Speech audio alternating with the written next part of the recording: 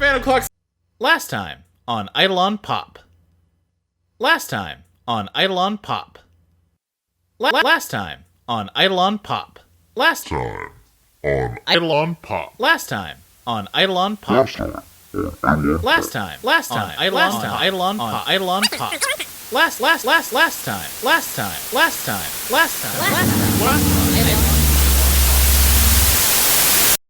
time on Eidolon Pop. Everything. Nothing.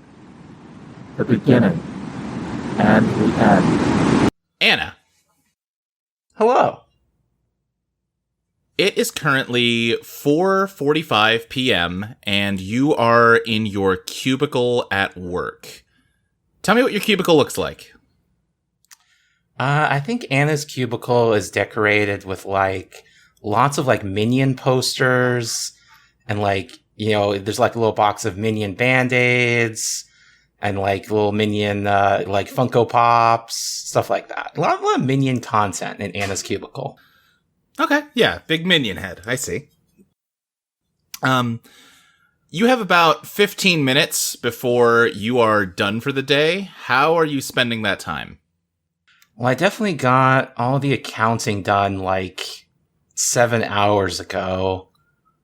So probably gonna maybe turn on the VPN, log into the dark web, see if there's any interesting goings on. Okay. Are you looking for anything in particular, or just sort of browsing? I'm gonna go to I don't know, dark web 4chan, to the paranormal subforum. Whew, you are painting a picture here between the Minions and the dark web 4chan. That's what Anna's into. Okay, that's what Anna's into. That's fine. Yeah, I think you're picking through it for anything that jumps out at you, but honestly, the tough thing about this hobby is you got to spend a lot of time sifting through QAnon shit when you're looking in these kinds of places, and you don't have a ton of time right now.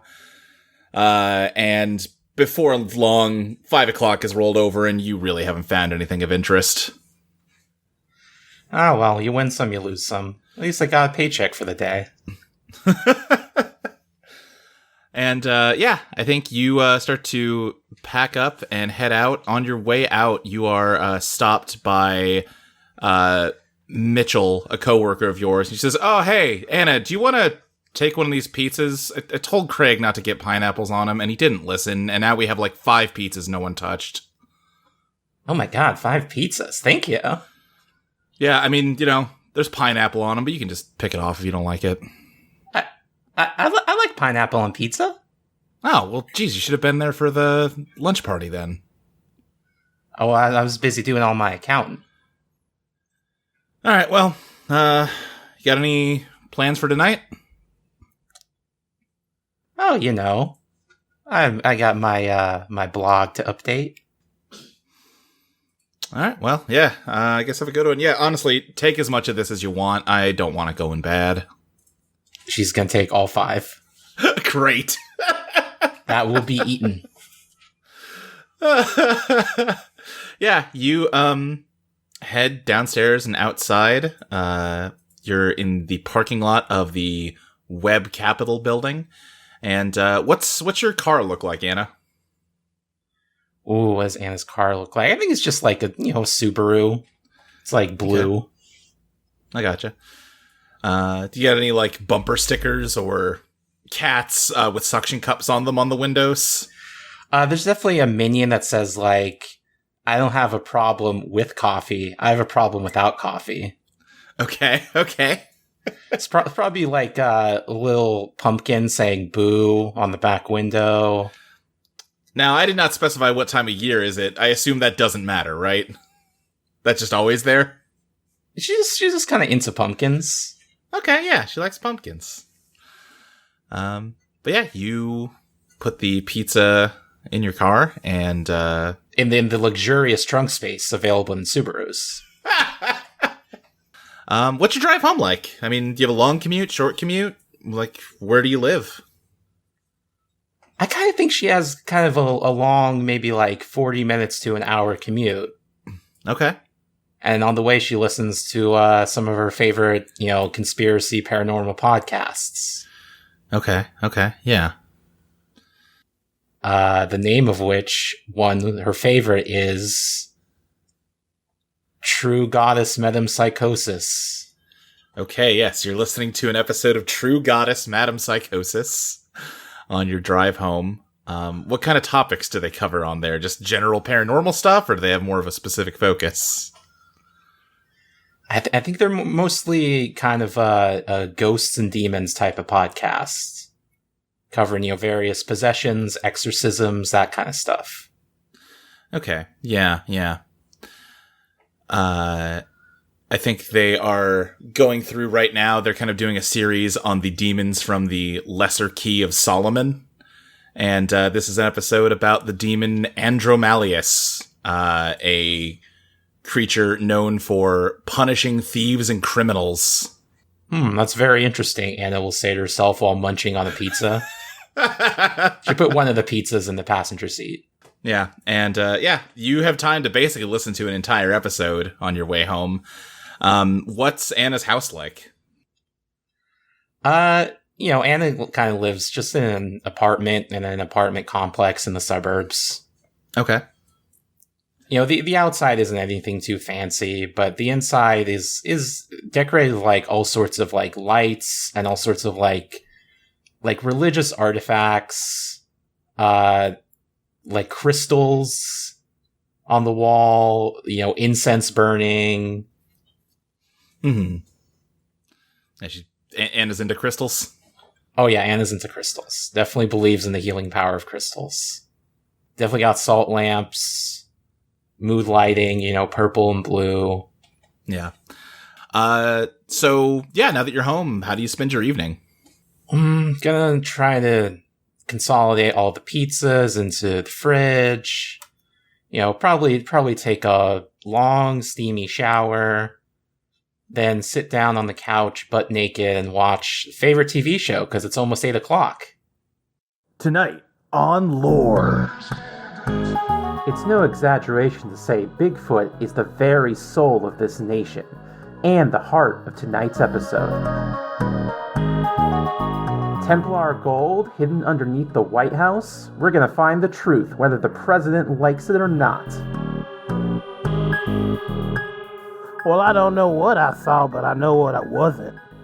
Normal. Next time you use a public toilet, check to make sure there's not a hand sticking out of it reaching for toilet paper.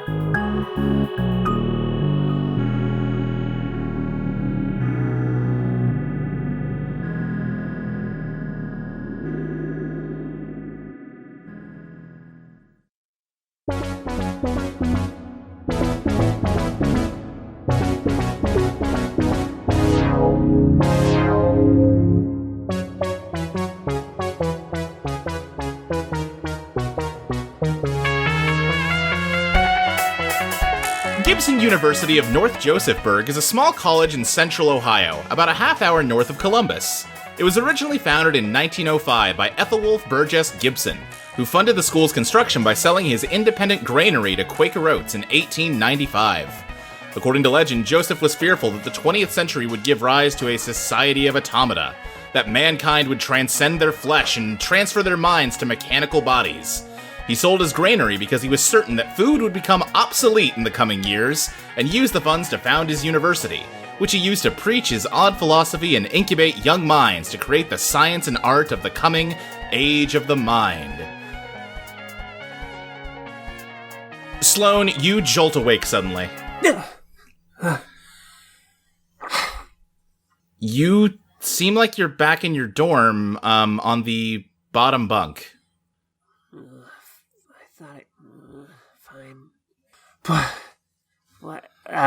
Reflexively, she just immediately, first thing, reaches for her vape. Where do you keep your vape, Sloane? Usually on the floor by my bed. Your vape is not on the floor by your bed, but there is a pack of cigarettes there.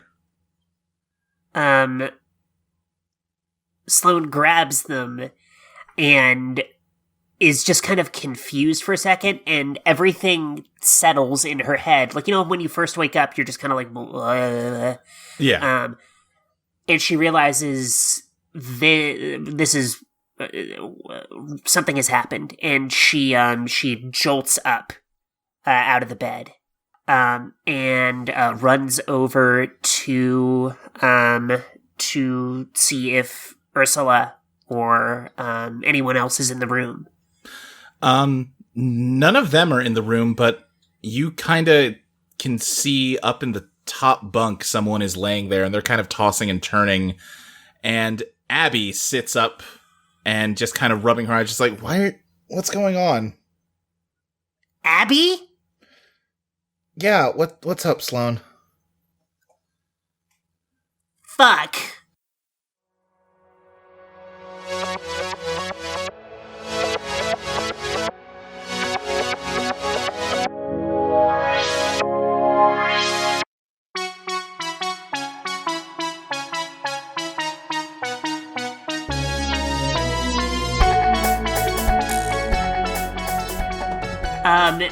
I try to find my phone. Yeah, I think you managed to find it, and Abby's just like, what's wrong? What are you freaking out about? I cannot deal with this right. Hold on. I go through my contacts. I'm trying to call Ursula, Quentin, anyone I got. None of them are in your phone.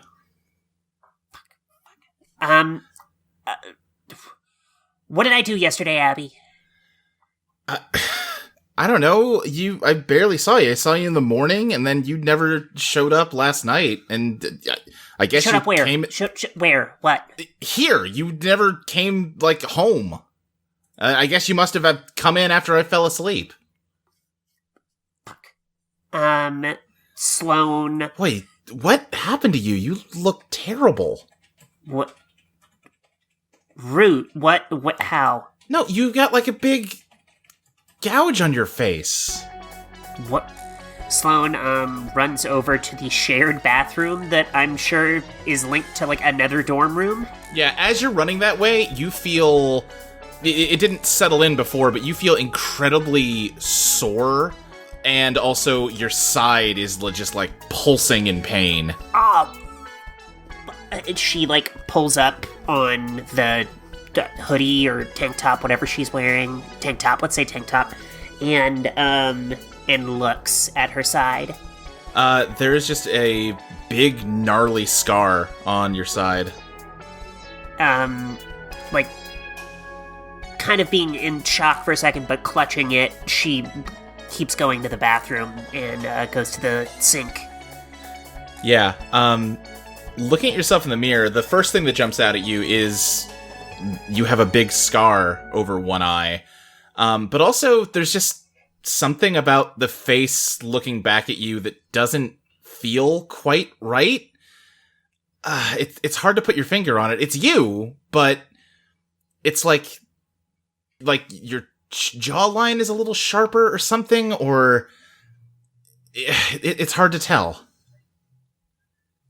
What the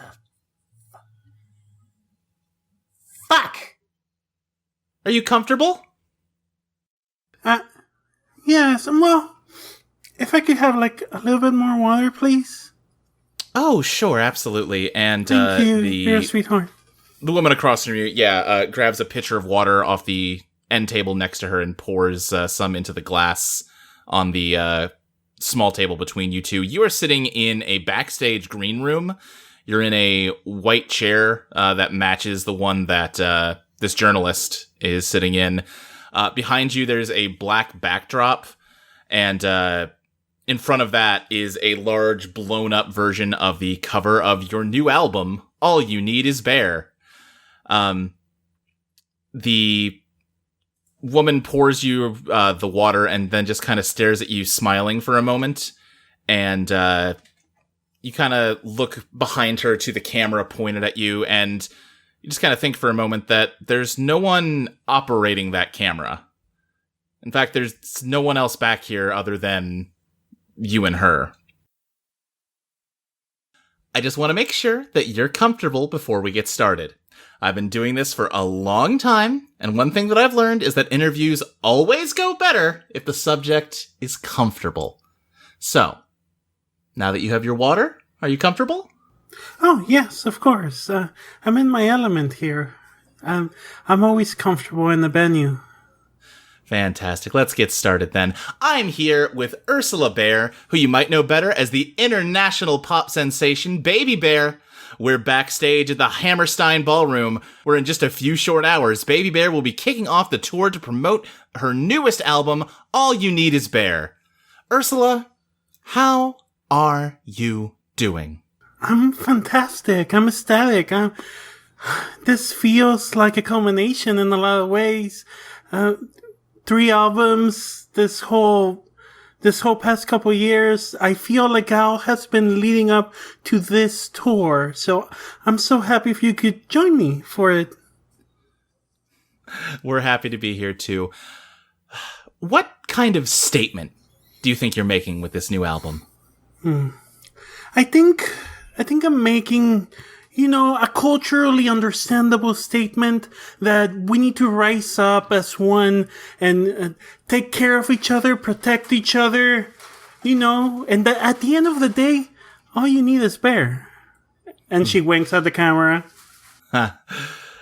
What are the biggest ideas you're trying to bring to this tour? What sets it apart from the previous Baby Bear concert experience, do you think? I really want to challenge people, I want to make this a real experience. I want people to remember this concert. Like, I understand I've done tours before. There's been, I have dancers on stage and we do lasers, but I really want to take it to a next level and really make people confront what they're looking for when they're listening to me sing, Are you sorry for the things you've done? Sorry? All right, you knew this one was coming. Rumors have abounded that you've started a relationship with your DJ, Ron Moreau. Are they true? Ron is one of the closest people in my life. And that's all I'll have to say about that. Oh, come on, you can't give us a little more? I think if you really want to know, come to the show. It's me and him there, so make your own conclusion. Well, fair enough. Let's talk more about your background. Where did you grow up? Where did you go to school?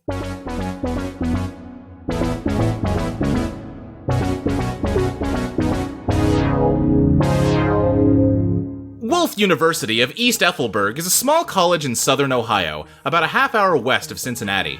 It was originally founded in 1903 by Joseph Burgess Ethel, who funded the school's construction by selling his independent distillery to Pabst in 1899, the same time he joined the burgeoning temperance movement. Wolf University was founded to instill his ideals into young minds, and Ethel saw it as a place to cultivate the kind of sober, high-minded art and culture that he believed would go on to characterize the 20th century. You enrolled in this university in 2019, James, with the intention of quickly and cheaply obtaining a BA in literature before moving on to grad school, where you were planning to study entomology. Partway through your sophomore year, however, the school was bought out by Webb Capital, a private equity firm. The school's liberal arts programs were shut down, rendering most of your credits useless. Unable to afford switching schools, you transferred into one of the many business programs offered by what was now known as Webb University. You performed so well that Webb Capital offered you a job as an accountant immediately out of school. You intended to work there only a short time, only long enough to save up some money before heading to grad school, but, well, the job paid pretty well, and it turned out that you were really good at it. You were promoted quickly, and, well, you certainly always meant to start sending out applications. It just sort of never happened. James, it's now 15 years later. You're in your office, and the time is currently 4:45 p.m. Tell me what your office looks like. So, it's mostly pretty... It's sparse in the sense that there's not much in it that he actually uses day to day. A lot of the books on the shelves are decorative.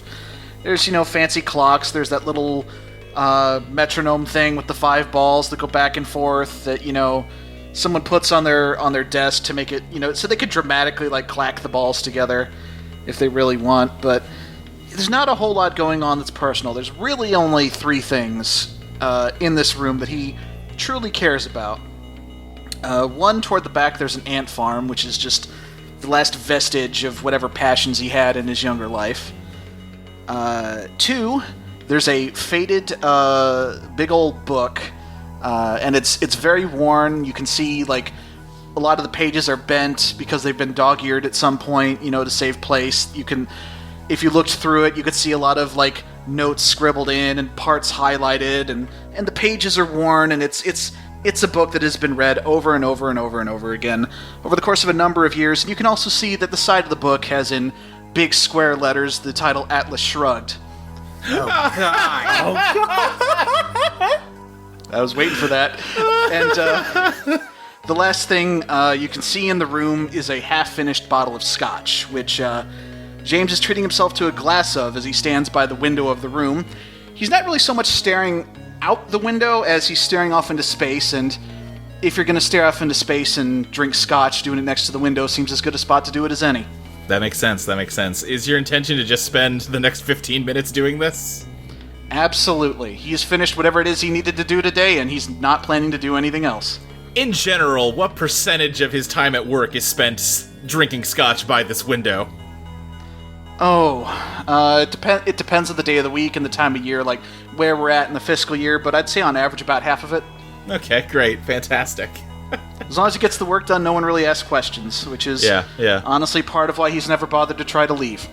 Sure. As you're doing that, you're kind of interrupted from your reverie by a knock on your door frame, and it is your boss, Michael Clark. And he is holding a file folder. He says, "Hey, James, how's it going?" Going well, sir. I was done for the day, although, judging by what you got in your hands, I'm thinking that might not be the case after all. What you got? Well, yeah, so this is honestly kind of a pain. One of the accountants out on the California branch, Anna Borba, just passed away last week. And, she was old. It happens. But they were going through her case files, making sure all the work she had assigned to her was taken care of, and they found that at some point she had pulled the record for Webb University, and she didn't really have many notes on it, so they weren't really sure why. Since it's kind of right down the street from us, they called us up to ask about it, and well, now we've got it here, and I figured you went there, right? So maybe you could take a look at it. Yeah, I don't know what she was looking for. I mean, as far as I know, they're square on their debts and everything. Yeah, it's probably nothing. For all we know, she pulled it by mistake. But due diligence, just got to make sure. Yeah, I'll go over it, see how everything lines up. How long have I got? If we could have it by morning tomorrow, that'd be fantastic. Whew, okay. Right, I'll get some coffee. All right, I'll see you later. All right. And he just kind of tosses the file onto your desk and leaves. All right, and as soon as he is gone and James is 100% certain he's out of earshot, oh, fucking hell. God damn it. Well, sorry, did you say something? No, just talking to myself. You know how I do that. Okay. Yeah, I'm definitely gonna need some coffee. And I'm gonna need to pour some of this scotch in it. Sloane, we're back with you. What are you doing? Freaking the fuck out, mostly. Yeah. I grab Abby by the shoulders. Jesus, what? I need you to tell me exactly what year is it right now? What did you do last night? Abby, I get it. I know I look fucked up. I'm not a big fan of it either. You're also asking me what year it is? Like, what? Answer the fucking question, Abby. It's 2020! Do you know, Professor Quentin Brooks? No? Ursula, my friend, Ursa. Do you know them? I've never heard of them. Fuck. I leave Abby and I run out into the hall. I think she's just shouting like, "Hey, if you just slow down for a second, we can." Okay, she's gone. Sloane is just running, like trying to. She's heading instinctively for the bench. I think as you're running out of your dorm, you run into Megan, the RA, who's like, "Oh, God, Sloane! Oh, what happened to your face?" Don't have time to talk, Megan. And I just shoved past her and hurt my side in the process. And just like, fuck. Okay, fuck. And just kind of like I'm hobble running. Yeah. I'm gonna head for actually the undertow portal that we were using in like that. Oh, field. like out in the field? Yeah. Yeah. Yeah. You head out there. It's a field. There's probably I'm gonna say there's some kids like playing frisbee. I just start yelling, Quentin! Ursula! Fuck. Alexis!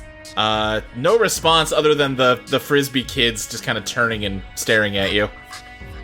I check, I didn't put on a hoodie, canonically. I try to start a riot. I'm trying to think, where do you think you had your dragon statue stored, if not in a hoodie pocket? It would be in like a pant pocket, like very uncomfortably shoved in there. Yeah, kind of still sticking out. Yeah, Yeah. You notice that the statue, the paint seems faded on it, and it's like chipped in places, but it starts to transform into start a riot. Kinda. It's like grayer. It's not. It's still kind of red, but it's a very faded red, and it seems like pieces of it keep crumbling into ash and then reforming. Sloane can't really handle this. She like looks up at Starter Riot, who doesn't look like she's in pain, but she like the like energy that was always there, the like ready to go, ready to throw down, like is gone. It's more like a weariness. Yeah. And she, realizing that Start a Riot is no longer Start a Riot, and remembering that it's a reflection of her own soul, realizes that means that's her. And she just kind of falls to her knees and starts crying. I think one of the frisbee guys just kind of comes over and says, "Hey, are you okay?" No, I'm okay. Look, I'm sorry. I'm fine. You can. Thank you for checking in. Yeah. Okay. He just kind of backs away. Sloane just kind of collapses, like back, laying down, just looking up at the sky in the field, and just goes, "What the fuck happened?" So, do you think you'll stick with the bear motif for album number 4? Oh, the bear is more than just an aesthetic. It's an aspirational goal. It's the bear is me. If I stopped the bear and she does like scare quotes motif, I wouldn't be myself anymore. And what's the less interesting than being unauthentic? What is it about bears that speak to you so deeply?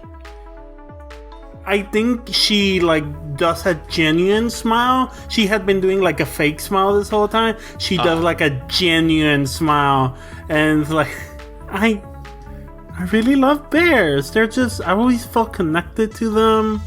I've spent a lot of my time. I get a little embarrassed. I've spent a lot of my time doing some independent research on bears. I know a lot about bears and bear facts. I just find them incredibly fascinating. Their energy, their aura. Bears are just... saying they're my favorite animal doesn't even begin to describe it. I owe so much to the bear. What would you say to the billions who've died as a direct result of your decisions? I'm sorry?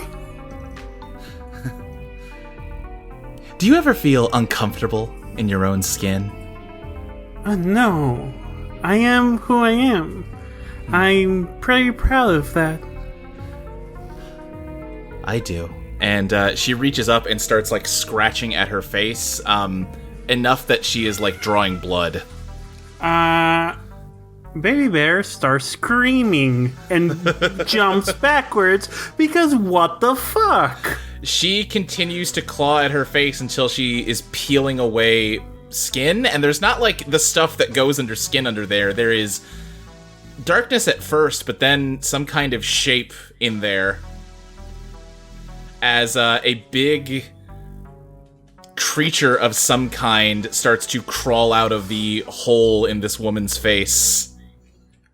I run away. Yeah. Yelling for help. You run to the one door out of here, and it is locked. Fuck.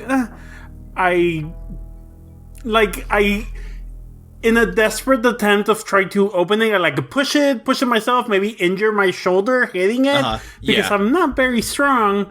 Like, I'm fit, but I'm not very strong, and I'm like, I turn around. The creature has finished climbing out of its skin suit, and it's weird because it was too big to fit in there.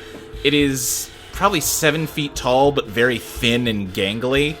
It has kind of a very rough humanoid shape, but it is covered in scales, and it has an extra set of, like, arms, almost like, you know, it has 6 limbs, almost like an insect, and it has kind of this weird mosquito-ish face, and it has just so many spears impaled through its midsection. What? And it just kind of, like, starts laughing quietly to itself while it, like, rubs its hands together. Just Am I being punked? Like, who is this scare tactics? Is Tracy Morgan around here? What? What? Hey, very funny. I'm done. I'm done. I will not sign a release form. Let me go. it is just creeping closer. What? Why? Do you think this is funny? And she's like crying. James. Yeah, so you're just working on this at the office? Yeah, I had to hunker down and do it. I mean, it's gone pretty quickly. Like you said, I'm pretty good at this, but... Yeah, give me an investigate roll. Oh boy, that's not my good stat anymore. Yeah, so that's a 7. Alright, yeah, you get one question. Alright, what's hidden here? Yeah, as you're kind of poring over everything, something is starting to jump out at you, and you're seeing that there is money that should be going certain places that isn't, and just it's subtle, but it adds up to a pretty decent chunk of money, and you start cross-referencing it with other records that you're pulling, and you actually manage to find a pretty well-hidden chain of transactions that adds up to the right amount of Web Capital making direct payments to the Luxor Casino? Like the Las Vegas Pyramid one? And you're not really sure why. Your best guess is that somebody has, like, gambling debts or something that they're embezzling money to pay off. It doesn't make a lot of sense to you. Huh. Right, well, I'm going to give my... Did we ever give my boss a name, or was it... Yeah, his name was Michael Clark. All right, I'm going to give Michael Clark a call. I think he just kind of... What time of night do you think it is at this point? Oh, I have no idea. You're going to have to tell me that. All right, yeah. I was just trying to figure out how good is James at this? Did he pull an all-nighter for this, or did he get it done, pretty quick? I think you could get it done in a couple of hours. Okay, so it's like 7 p.m., let's say. Sure. And, I think it goes to voicemail, because Michael doesn't answer his fucking phone outside of business hours. All right. Hey, Michael, so yeah, I did find a discrepancy. So we've got actually a pretty sizable amount of money, just leaving the company. I don't know if someone was embezzling to pay off gambling debts or what, but it seems like someone was just sending money to the Luxor casino, and there's no expense attached to it. The money's just going to them for question mark. I can show you the details in the morning, but yeah, something's weird, and it all adds up. There's a bunch of little bits of money missing here and there, all over the place, and it all adds up to just this lump sum going to a random casino. Your guess is as good as mine. Talk to you later. Bye. Yeah, I think, you leave that message, and presumably you're just gonna head home at this point? Yeah. Yeah. As you're, packing up to go, you get, out to the parking lot when you suddenly get a call back, and it's Michael. Oh, hey, did you get my message? Hey, yeah, I did. Listen, this is big. Are you still at the office? I'm in the parking lot. I can turn around, though. What's up? Yeah, no, I'll be right there. We gotta look over this. This is major. Sure. All right, yeah, be right there. Click. He turns around and heads back into the office. Yeah, it takes 30 minutes for Michael to get there, and he says, "All right, yeah, so what's going on?" Well, here, and then he lays out the papers and kind of shows him his work. See, there's little bits of money missing, here, all throughout here over the course of several years. I've got it marked down, and it's all adding up to, it's all funneling into a casino, and I don't know why we're giving money to the Luxor. I think as you're talking, you start to notice he's not really looking at what you're pointing to. He's just looking at you. Is everything all right? Yeah, no, this is just a lot to process. And I guess I'm just wondering, now that everything's happened, do you feel like it was worth it, setting Teoth free? What? A giant mosquito monster rips out of your boss's skin. Oh, Jesus, what? Oh, God. Here's a question. What floor is James's office on? I feel like this is not a tall building, so I'm thinking the second. Okay. Can I say there's a tree or some bushes out the window? Yeah, sure. Yeah, he's gonna try and go out the window. Yeah, okay. Yeah, I think I'm not gonna make you roll for that. Well, yeah, I am. That's the fun of it. Give me an elegant roll. Beat the odds, plus Ellie. Oh boy, that's a 3. Okay, yeah. Should I push it? I don't know how much actual rolling I'm going to do today. You're not going to do I would save it, actually, probably. Okay. Yeah. You, jump out the window, thinking you're just going to grab the tree outside. You haven't jumped out many windows, though, James, and you are not a good judge of how far you can jump. And, instead, you just fall to the ground and, land on your shoulder. Oh! And the monster kind of dives out. I said it's a mosquito monster, but it doesn't have wings. It just kind of has, like I said, an insect-y kind of body and a mosquito head. And it just jumps out of the window and perches on the tree branch that you were aiming for. I'm going to try to run away.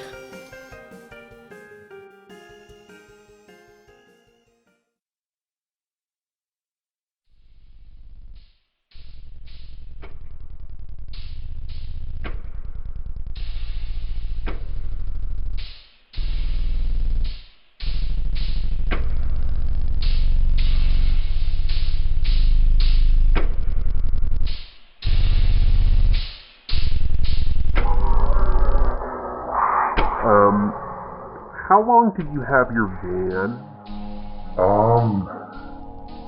I don't know, I feel like I've always had it.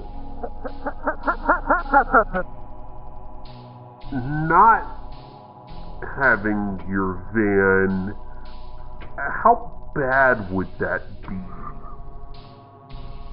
It is where I live. So, good news, bad news. Good news, you have a wide open world of living opportunities in front of you. Bad news, looks like your van got caught up in the undertow and is now owned by a woman named Anna. Anna, how you spending your workday today? Ooh, well, I mean, accounting got done pretty quick again. Maybe, 2 or 3 hours of work. Mm-hmm. Time to check back in on the dark web. Yeah, okay. Trying to think of what you pick up on. Can I make an investigate roll? Yeah, this seems like, go ahead and give me an investigate roll. Okay. +2, so that's an 8. 8, alright, yeah, you get one question. What happened here recently? Yeah, as you're looking through stuff, you're not finding a lot in terms of, interesting paranormal activity or anything like that. But you do pick up on one of the many things you keep tabs on is the production crew behind Lore, because one of the reasons you're so drawn to that show is that, those kind of like goofy ghost hunter type shows are a dime a dozen, but for whatever reason, this one gives you a vibe that there's something different about it. And you actually do manage to find, it looks like the production crew of the show is headed kind of your way. It kind of looks like they might be passing through your town. Oh my god. Lore is coming here. Do I know when they're coming? I mean, they might be here. Oh, Anne's gonna run to her boss and ask for the day off. Why? 'Cause Lore's here. What now? You know Lore? The famous Discovery Channel show? I'm a cord cutter. I really haven't kept up with cable. You know that. I'm more of a Netflix, HBO Max guy. Listen, I'm done with my work. I'm just let me go. Come on. Yeah, I mean, if you got the PTO for it, yeah, sure. Go on ahead. Oh my god, thank you. Yeah, Anne's gonna run to the parking lot. I think he just kind of, looks at you as you run away. Anna, you set off trying to find any signs of the Lore production team. You drive all around town looking at the parking lots of all the major hotels. But unfortunately, you're not really seeing anything. You'd expect to see maybe a fleet of vans or something, and nothing's really looking like what you would expect. But you don't give up.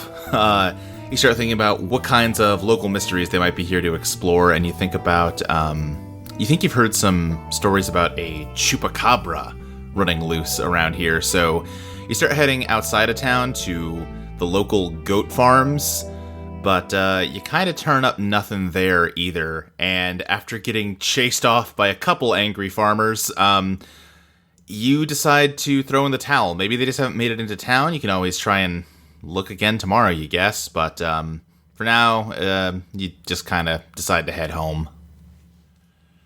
Anna, you're not home for more than 2 minutes when there's suddenly a knock on your door. Hello? Yeah, and you answer it, and it's Alexis. Oh my god, Alexis, I haven't seen you in 6 or 8 years. I know, it's been so long, it's good to see you. I think she goes in for a hug. Oh my god, what are you doing? What are you in town for? Is it the chupacabra? No? Can we come in? Alexis has 2 dudes in black suits with her. Okay, yeah. Who are your friends? Oh, they're just co-workers. Actually, can we sit down and have a talk? Okay, yeah. Yeah. Yeah, Alexis just kind of sits down near my chair. The two guys do not. They just kind of stand around, kind of unsettlingly. And Alexis just kind of leans forward and says, so Mom said you're kind of a big fan of the show, huh? Yeah, I watch it every single episode as soon as it premieres. That's really sweet.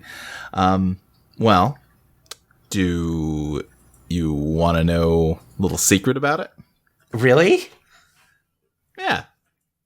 Please. Well, it's a cover. I knew it. I knew there was something more to it. What are you covering up? Like, she kind of grins and leans back a little bit and just says, well, I am an FBI agent. What now? The Federal Bureau of Investigation. You're doing a Discovery Channel show for the FBI. Well, no, I'm doing a Discovery Channel show because it gives me a good excuse to, drive around the country without people, looking in too much to what I'm doing. Because everything we cover on the show is fake. We have a writing team. They just make stuff up. But I actually do investigate paranormal activity. So you're telling me that Bigfoot episode wasn't real? I'm telling you, Bigfoot's not real, Anna. Okay, then what is real? Well, and Alexis reaches into a pocket and pulls out a small stack of Polaroids and kind of spreads them out on the table and just says, This is what I've been hunting, I guess you could say, for a while now. It's actually not much of a hunt, because it tends to be looking for me, so I usually don't have to look that hard to find it. And each photo you see is a picture of the same weird, gross mosquito monster.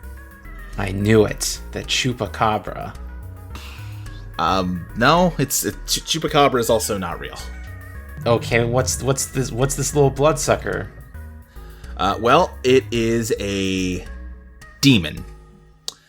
And every couple months it crops up again and we have to deal with it, but it just kind of seems like we're not making a lot of progress with dealing with it permanently. I'm kind of hoping that this next time around we can actually stop it.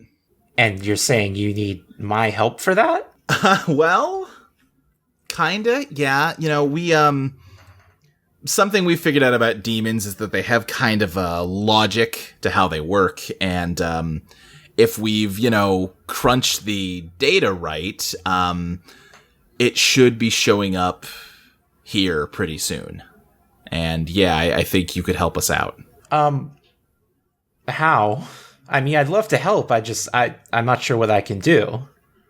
Anna, your skin suddenly itches all over. Sorry, I think I have a rash or something. I just keep scratching it. And you suddenly feel compelled to, accuse Alexis of destroying the world? Alexis, I think you did something. Why did you do it, Alexis? Why did you destroy the world? I think she kind of pinches the bridge of her nose. Yep, alright, we called it. It's gonna come out of you next. Great. What? What's happening to me? Well, Anna, I'm really sorry about this, but I think if we can catch him before he fully hatches this time, we might have a shot at permanently stopping him. And the two black-suited men kind of start to get closer to you. Don't touch me. One of them reaches out to touch you.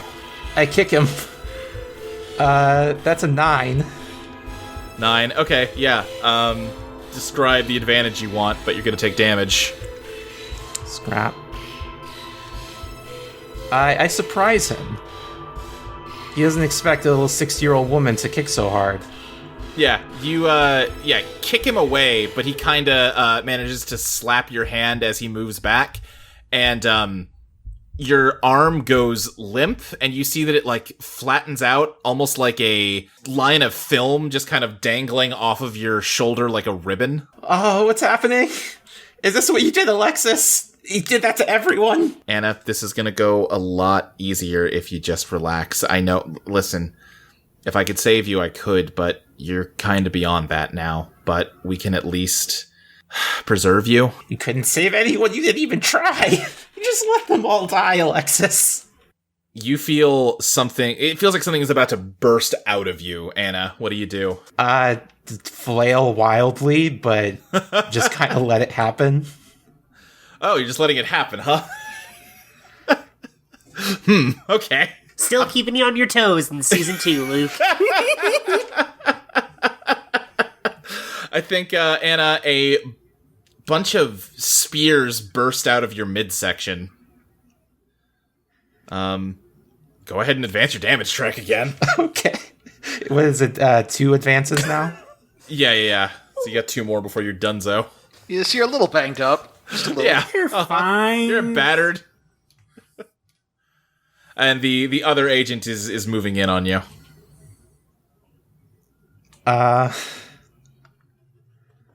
I guess I can try to kick him again, this time in the nuts.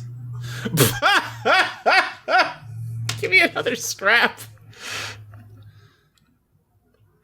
5. Whew. All right. Yeah, I think he sidesteps your kick and just grabs you by the shoulder, and more of you starts to turn into film, Anna.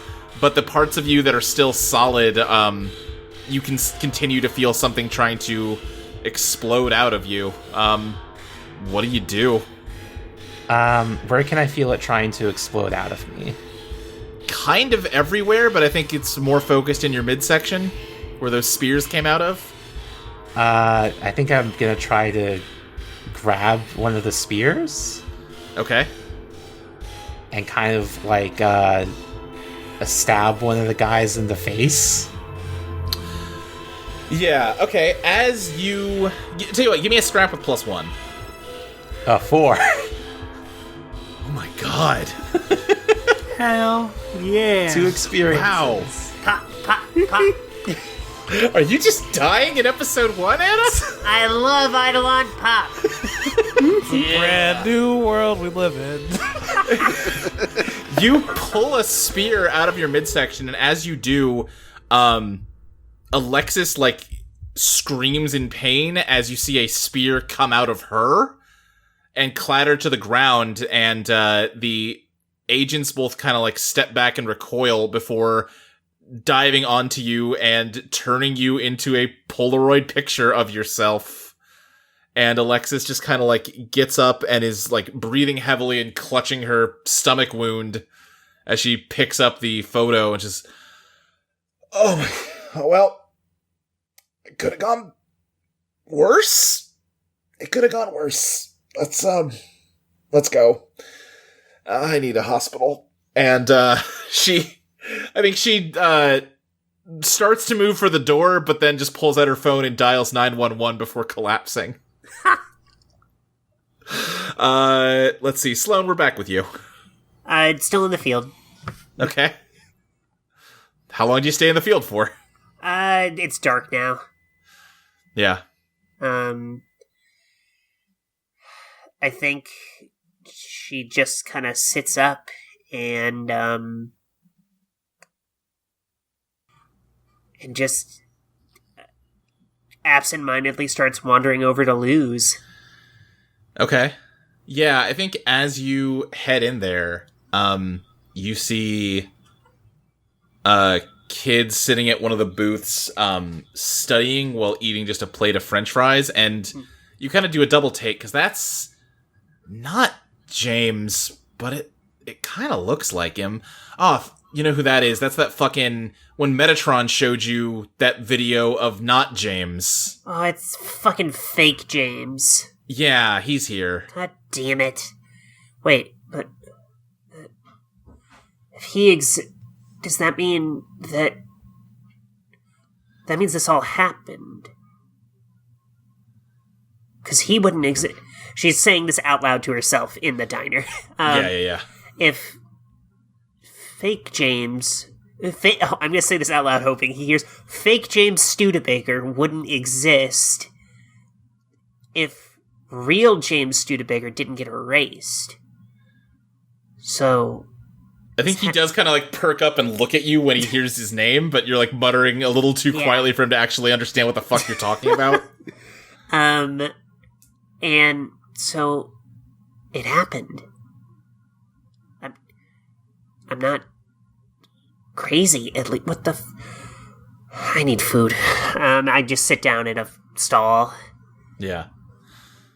I think when you sit down, fake James kind of gets up and walks over and she goes, "Sorry, did I hear you saying my name?"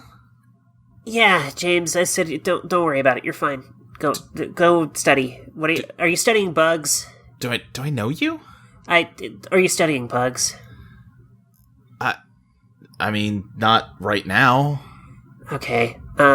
Just had to check. Yeah, don't worry, you don't know me. You don't want to know me. It's fine. You can go back to studying.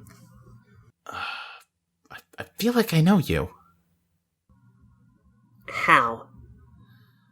What do you mean by that? What? I don't know. I'm getting like you're familiar to me. Like you could have stopped them and you didn't. You just walked away. What the fuck are you like? She gets up and like grabs him by the collar. I think he just says, "Yeah, you're just as guilty as everyone else." Before a mosquito monster rips out of his skin and everyone in the diner starts screaming. This is better. And she summons, she summons, I don't think she would, like, I guess the name change just kind of happens, so, she summons Leave a Trace. I think at this point, and I want to describe what the baby bear looks like. She's not dressed for this. She is wearing like a very ridiculous kinda like, this is a pop outfit. This is a stage outfit.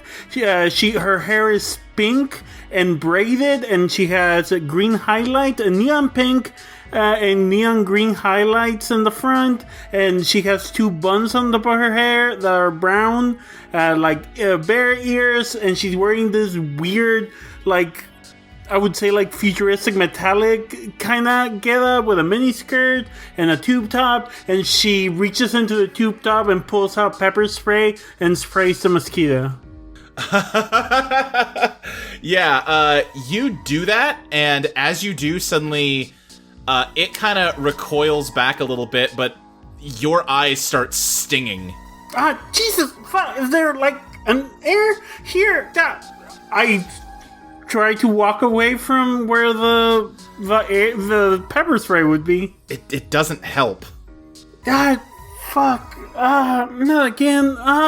Did I do it backwards? Can I see anything at all?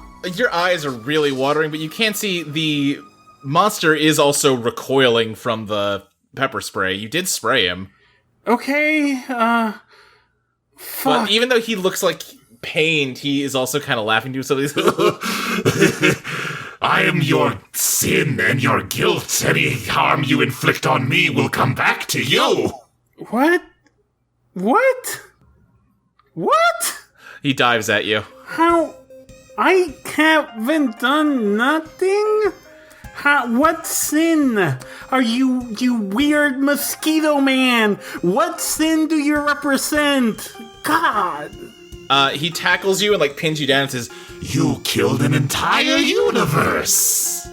No, I didn't. What? A version of you did, and every version of you has to pay the price. Are you a fucking nerd? Like what? What? Like, is this a cosplay?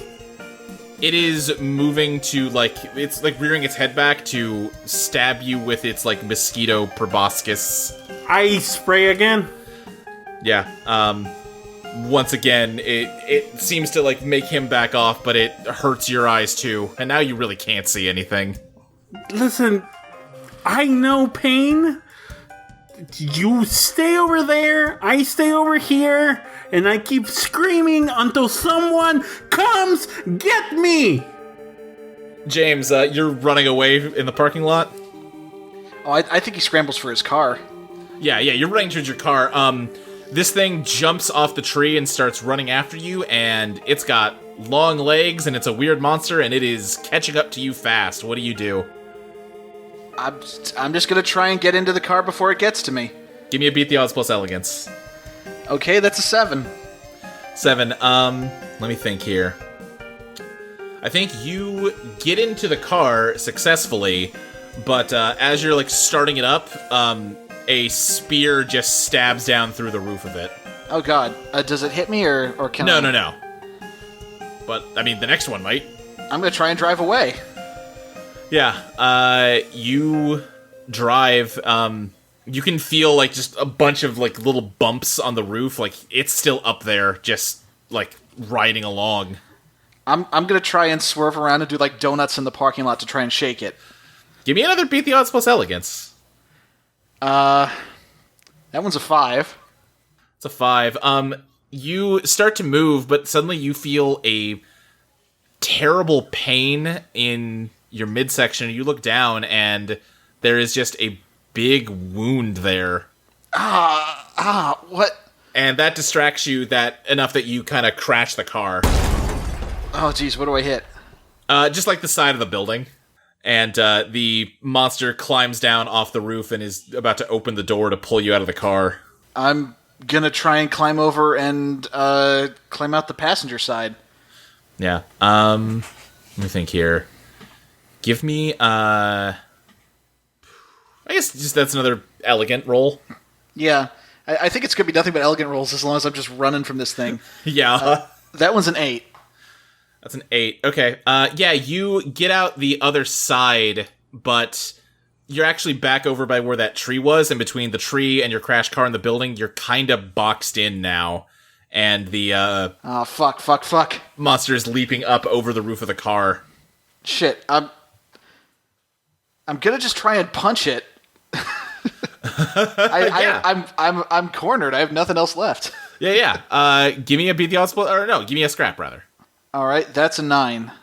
9. Okay. So describe, choose your advantage, but yeah, you're gonna take some damage. Take control of the situation. I want to knock this thing over. Okay. Yeah, you successfully managed to knock it over, but as you do, like, you shove it down, and then you suddenly collapse onto the ground as well. Oh, God. So, wait, what am I at, like 2 damage now? You're at 2 damage, yeah. Okay. I'm hoping that knocking over at least created enough of an opening that, like, I can try and get back to my feet and try and book it. Yeah. Sloane, what do you do? I am going to fight this creepy bug man. Yeah. I am going to use, an advance. I'm going to go ahead and use my first power using my new playbook. Yeah. I am a veteran now. Sure are. And I'm going to use my power to use a power from my previous playbook. Okay, great. So I'm going to spend my hold, and I'm going to use Bloody Knuckles from the Vanguard playbook. And remind me what that does? That is, I rolled a scrap. If I get, I think it's 9. Let me check. If I get 9 and plus, I get 2 scrap options instead of just 1. I see. Okay, yeah, go for it. Okay, let me roll them. Bones. Okay, I got... That is a 9 plus 1, so that's a 10. 10. Okay, yeah, you get 2 options here. And okay. Keep in mind, you're also scrapping viciously with no regard for your own safety. So yeah. Keep that in mind as you describe what you do.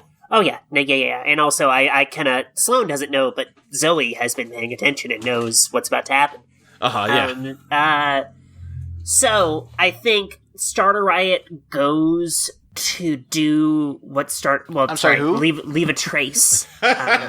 Goes to do what she normally did, breathe fire. Yeah. But ash comes out instead. Yeah. Just a cloud of ash that hits the face, hits, kind of like buffets the mosquito. And then ignites. Okay, yeah. Yeah. And I'm going to choose from a 2 that I pick. I surprise the target, and take control of the situation.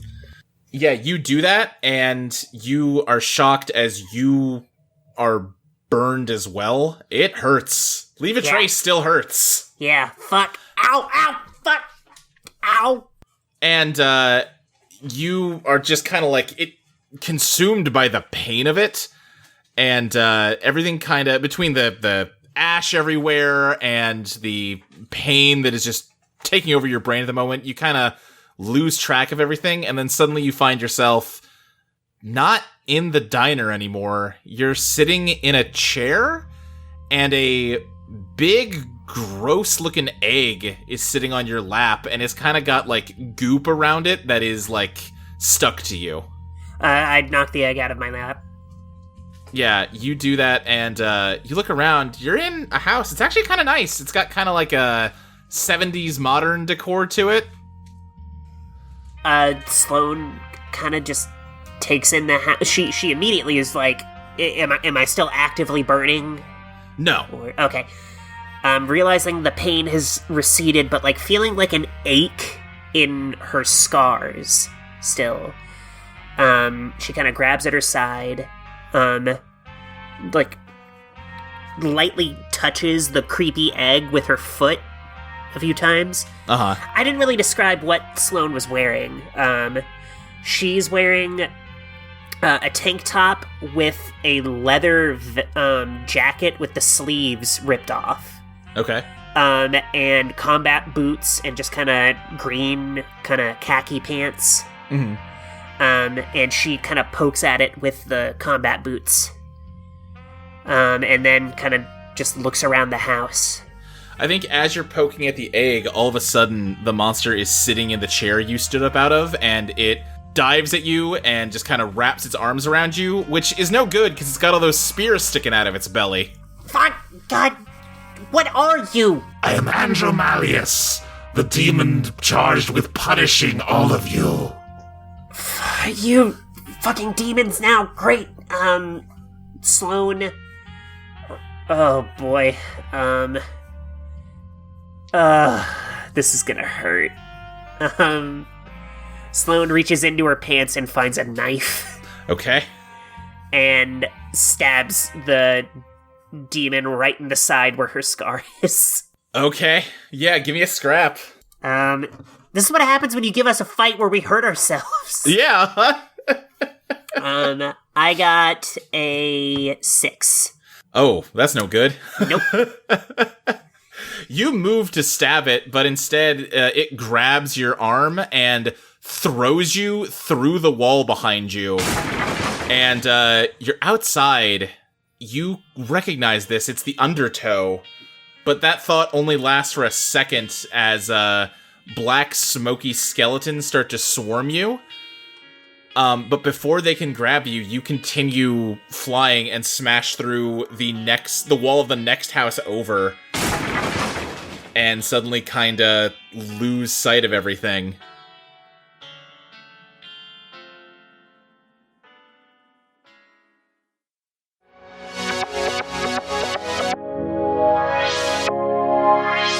Hoo-wee! Season 2! We made it, everyone! We're back! We're better than ever! Everyone's definitely dead for real and not coming back, other than, I guess, Sloane. She made it okay. But we got all these new friends to hang out with instead, and they seem just as good, right? Wait, what do you mean you want your old protagonists? We have protagonists at home. Anyway, I hope you're enjoying it so far. This episode was a lot of fun to make. All of the Season 2 episodes we've done so far have been fun to make because with our new recording and release schedule, we are very far ahead of even the Patreon. As I'm recording this, we just finished recording Rock 26. So that's fun. But anyway, I will let you get back to this episode in just a moment here after I'm done telling you all about our Patreon. If you head on over to patreon.com/Eidolon Playtest, you can give us money, which I like, and in exchange, you get things from us, which you like. Everybody wins! For just $1 a month, you get each and every episode of this podcast a full week in advance. If you're listening to this on the free feed, you could have been listening to it last week. And I know sort of towards the end of Season 1, the releases were getting a little dodgy. I had moved it to Monday at 6 p.m. to try to combat that, and it didn't end up working out very well. That's one of the reasons for that new recording schedule I mentioned. Now, episodes are done and ready to publish weeks before they come out. Other than this ad break, which I've got to do at the very end to make sure I've got the patron list as up-to-date as possible. More on that in a moment, by the way. For $3 a month, you get access to my GM notes for each session. This time is a weird one because this was not a scripted episode by any means, but it was probably the closest to one that we've done on this show so far. It's going to get a lot more freeform once we get past these introductory episodes. The pop team is going right back to just being a GM's worst nightmare. So you can read about that, and it'll be fun. You also get access to a bonus monthly design podcast where me and Molly tinker with the game, try to make it as good as it can be. We are getting very close to what I would call a 1.0 draft of Eidolon, and that's exciting. We will probably have to start figuring out what we're going to do as far as publishing something goes. That'll be neat. I would say more about that now, but I should talk to Molly first before I just rattle things off here. Speaking of bonus podcasts, though, the Eidolon folks have all been talking, and we are going to add a stretch goal to our Patreon. If it hits $750 a month, which is about $250 above where it is right now, we are going to start doing a second bonus monthly podcast called Eidolon Playlist, where each month we go through an album that is referenced in Eidolon in some way. So at the beginning, because the Killers have been such a major part of Eidolon rock and even pop a little bit, we're going to go through the entire discography of the Killers, one album a month. That's going to be really fun. I would love to do that podcast, but we got to have more money from you people before we can justify the time. So get on over to that Patreon and subscribe.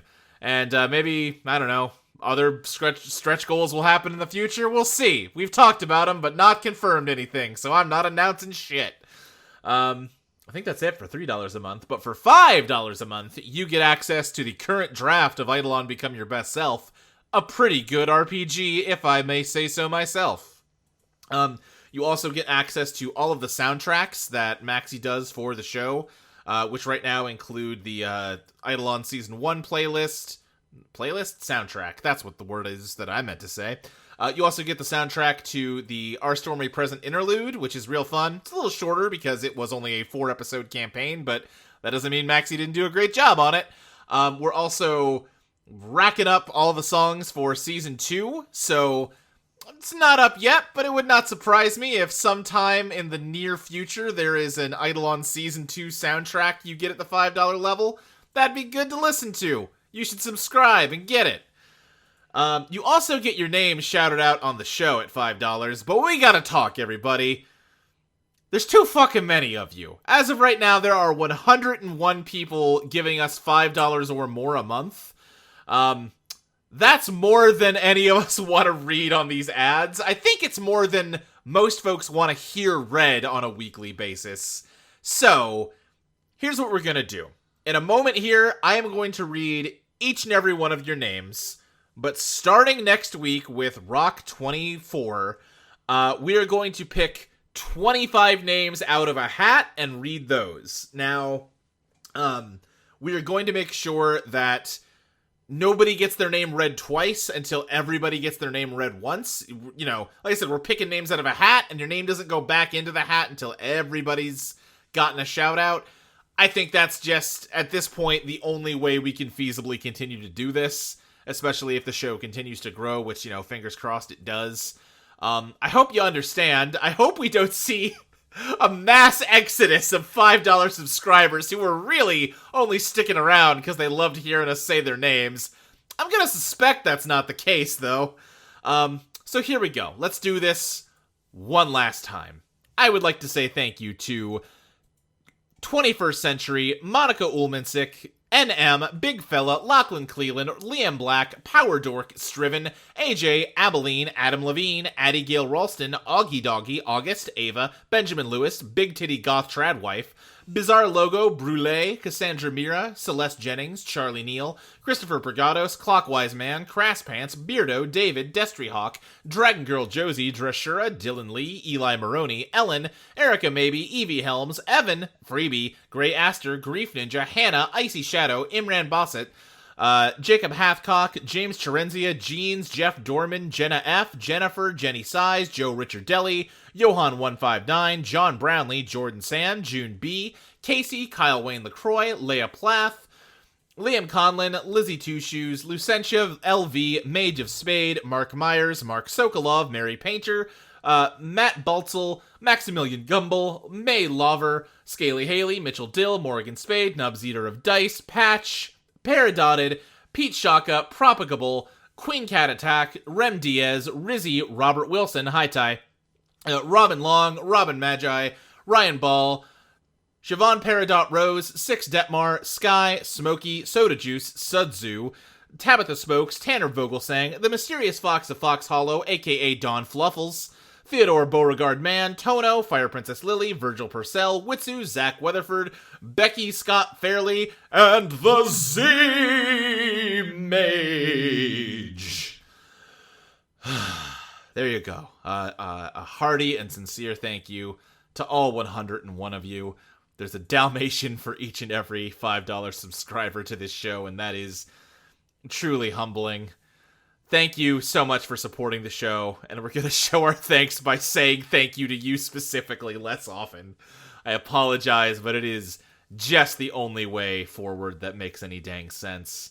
But yeah, I think that's everything. We would really love it if you subscribe to the Patreon. If you can't afford to subscribe or don't want to, we totally understand.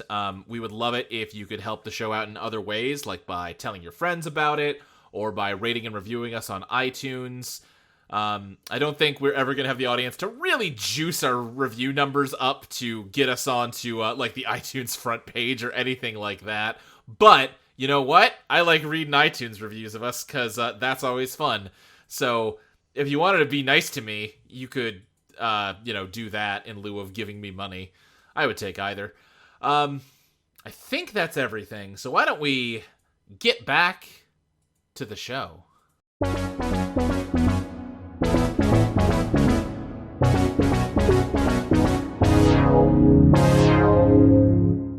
It is currently April of 2004, about halfway into the spring semester of Burgess University of West Gibsonburg. Quentin, you have been assigned to a study group with some of your friends, Ron, Caroline, Ursula, and Henry.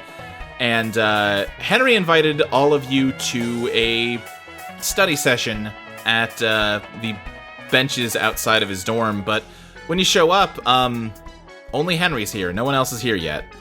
Hey, Henry, it's your buddy, Q. What's up? Hey, yeah, Quentin, how's it going? Oh, it's super great, super great. Yeah, I don't know why everyone's not here. Do you want me to call them for you? No, I actually told him not to come. I just wanted to see you. He, face does a thing. Really? Yeah, man, yeah. I wanted to, execute you for the, universe you destroyed. What? That's come on, man. What? Quentin, there is suddenly a loud, just boom as something crashes into the ground behind you. Oh, fuck. Okay, alright, Okay, he's like looking at Henry and looking at behind him. All right, is this a prank? Are you pranking me? I'm actually not sure what this is. Okay. Quentin's gonna go investigate what's going on behind him. Yeah, there's like a woman in like a small crater.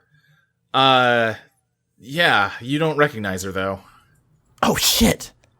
Henry, do you think she's a Saiyan?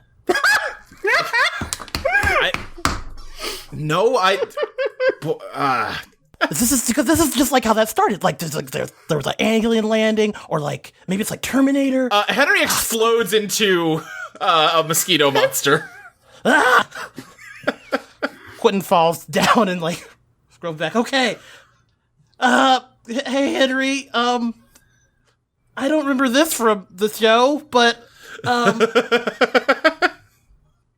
Sloane, you can feel free to wake up any moment here. I see the mosquito monster. I don't quite pick up on who it's attacking yet. Okay. Yeah. And I throw my knife at it. Okay. Hell yeah, first circle. Love it. Yeah, give me a bombard. Okay, this is the first time I think I've ever fucking bombarded. What stat does that use? Ellie. Okay, I got a 0 in Ellie, so this is gonna go great. That's an 8, baby. Alright, so choose a downside. You get rattled, so you're going to take -1 to your next action. You have to move into danger to make your shot, or it's only a glancing shot. I have to move into danger to take my shot. Okay, I think you kind of move yourself between whoever this is and the monster as you throw your knife and get him like right in kind of the chest area. Quentin, suddenly your chest hurts real bad. Ah, God. I reflexively look down at the screaming like child and I just go, "You are fucking kidding me." What? Why does everyone know more than me? Who are you, alien lady? Are you Quentin Brooks? Yeah. You can call me Quentin or Q or like whatever. Am I in hell? Oh no, that's the mosquito man. We're in hell. Oh jeez. Okay, I don't have time for this. I grab him by the hand and start running to. Is there like a hole in reality or something from where I went flying through? No, but as you're looking around, you can see the mosquito monster you were fighting is dropping out of the sky towards you. Oh shit. What are these things? What are these things? I don't know, dude. If they get hurt, you get hurt. This sucks. Summon your Eidolon. Summon my what now? Fuck. I summon Leave a Trace. Can I see it? Question. No, you can't see it, Quentin. Judging from the 0 reaction I get, I'm just like, okay, this is bad. I am going to try and... I'm not sure... What move do you think this would fall? I just want to, like, make a cloud of ash to kind of obscure us. That sounds like a beat the odds to me. Okay. Yeah, I think just beat the odds, like, plus... Ellie makes sense to me. Ellie? Okay. I'll give you POW because that's what you're good at, and like you are like, billowing out ash. I'll give you POW here. Thank you, because I got a 6, so the 1 from POW, very useful. Thank you. Yeah. So yeah, you make a big cloud of ash, which, upside... upside, they can't see you. Downside, you can't see them. What's going on? Okay, Are you from the future? Are you here to stop this? Is this the end of the world? Oh Is my this God. like the moment like where I get like my powers and I like come into my destiny and you're gonna like train me and shit? Oh my fucking God. We don't have time for this. What happened right before that thing showed up? Yes, ma'am. Oh God. My friend Hank invited me over. He's part of the crew. He's super cool. And Wait, Hank Dracula? Yeah, well, yeah, I guess. But like, yeah, no, my homeboy, Hank Dracula, he invited me by myself, which was kind of weird, but I guess he's been replaced by one of those monster things? Fuck. You know Hank? I wish I didn't. Can I dredge the undertow to see if, like, I can break another portal open? Yeah, give me that dredge. Man, I am rolling a lot this episode. Yeah. That's a 10 plus 1, I believe, or what's the stat for? Plus biz. Oh, so -1, so that's a 9. 9. Yeah, you think about it, you saw where you were, and it was the undertow, and you've been to the undertow a couple times. You could try burning a hole in reality, but you're not sure if Leave a Trace is strong enough for that. Wasn't there also something weird about, like, opening a door to a place you don't know about or something? I don't really have any better options right now, so, I grab Quentin by the shoulder, and I go, just follow me, stay close, and shut up. I'm so good at that. Whatever you say. Love it. Fuck. I try to burn a hole in reality. You know, my signature move. Yeah, give me beat the odds plus pow. Oh my god. I don't think I rolled this much in like 3 sessions in season 1. That is an 8. 8. Yeah, you burn a hole in reality like you've done before and jump through it. What the fuck is that? I told you to shut up! Okay, cool. Cool. I'm super cool. Don't worry. This is just me starting out, but I'll be super cool from here on out. Oh. No, you won't. Oh my god. And yeah, we jump through. Yeah, Sloane, you jump through and, oh shoot, Ty, can you describe Quentin's dream house for me real fast? Well, of course, for any kind of Playboy bachelor, it looks like, it's like Hey Arnold's house. Hey Arnold. Oh, sure, right, okay, yeah. Like a rooftop deal. Yeah, you, jump through the hole, Sloane, and you are in what looks like the, top floor of, like a penthouse of an apartment building, but, large chunks of the ceiling are glass, and you can see that there's, fancy lawn furniture above you. And right in front of you is this Quentin sitting in a chair. Quentin, you jump through the portal, but then instead of coming out the other side, you just wake up sitting in a chair looking at Sloane. Whoa. Okay, is this... what does this place mean to you? Around us. This is kind of my pad. It looks super cool, right? Huh? It looks like Hey Arnold. Yes. How old are you? I'm 20. Okay, right. Oh my... He looks sad. Oh my god, I think I'm older than you. Of course you're older than me. I mean, not in an offensive way, but Sloane is having a bit of a crisis right now. Sloane, you're 20 also, right? Why does this person seem like a child to you? I don't, it's just a gut feeling. Yeah. I look at him and I go, infant. I go, okay, we gotta go, do you have your creepy egg? My creepy egg? Yeah, I think when you stood up, Quentin, there was just kind of a goopy egg that just fell off of your lap. Ugh, okay. No, what the fuck is this? Okay, great, you have your creepy egg. Let's... Do I break it? He takes his backpack off and gets ready to smash the egg. Do I smash it? Honestly, I don't know. Go for it. Let's see what happens. Okay. If... He, smashes the fuck out of it with his backpack. Yeah, nothing happens, but the two... Except your backpack gets ruined.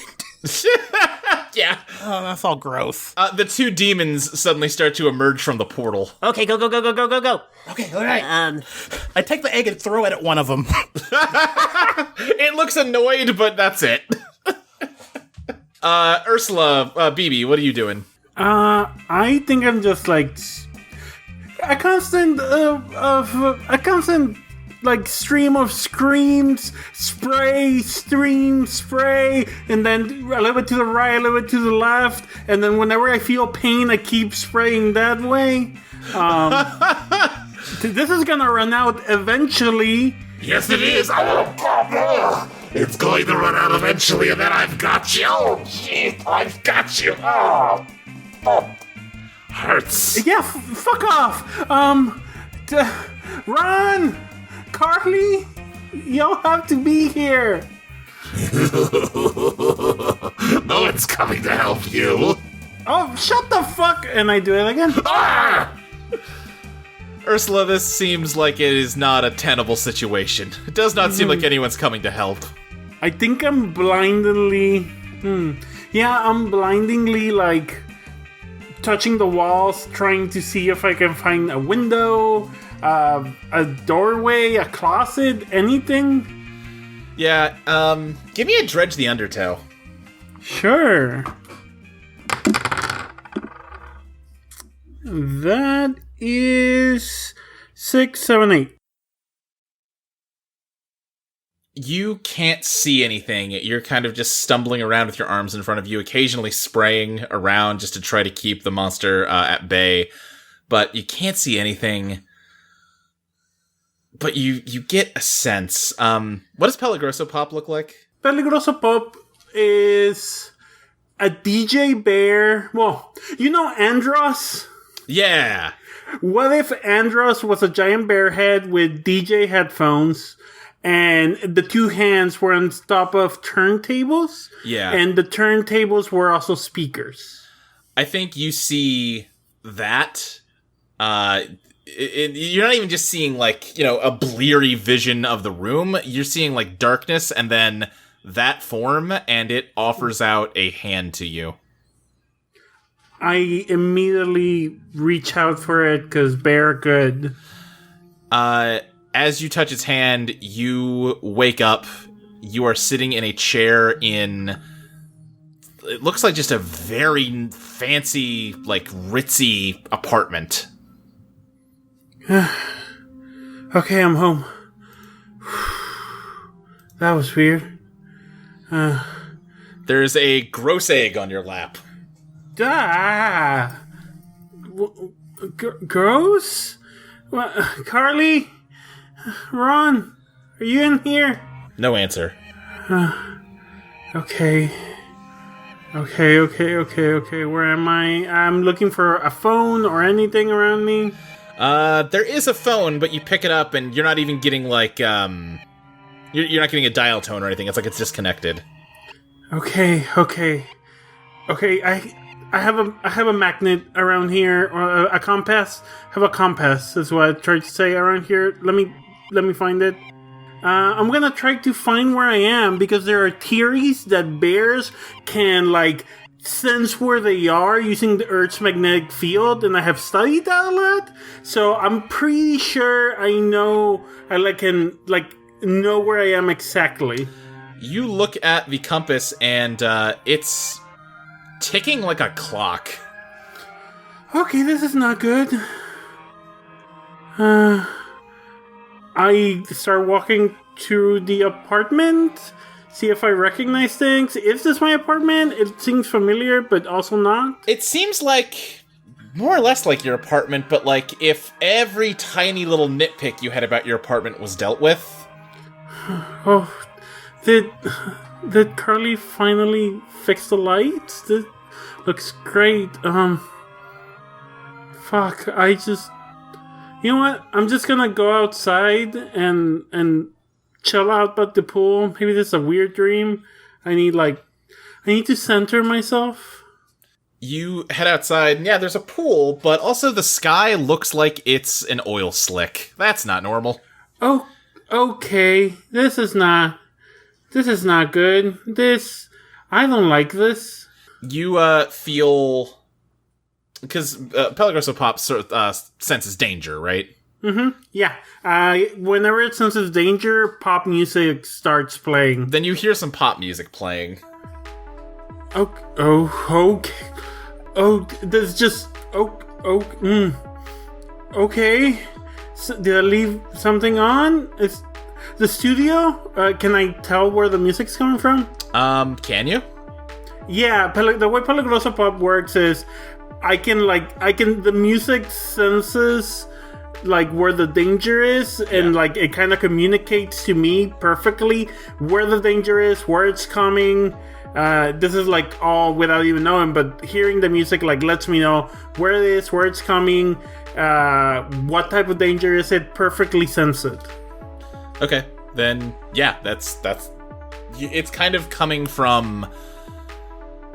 It seems like it's sort of coming from everywhere, but you notice that it seems to be coming most loudly from inside.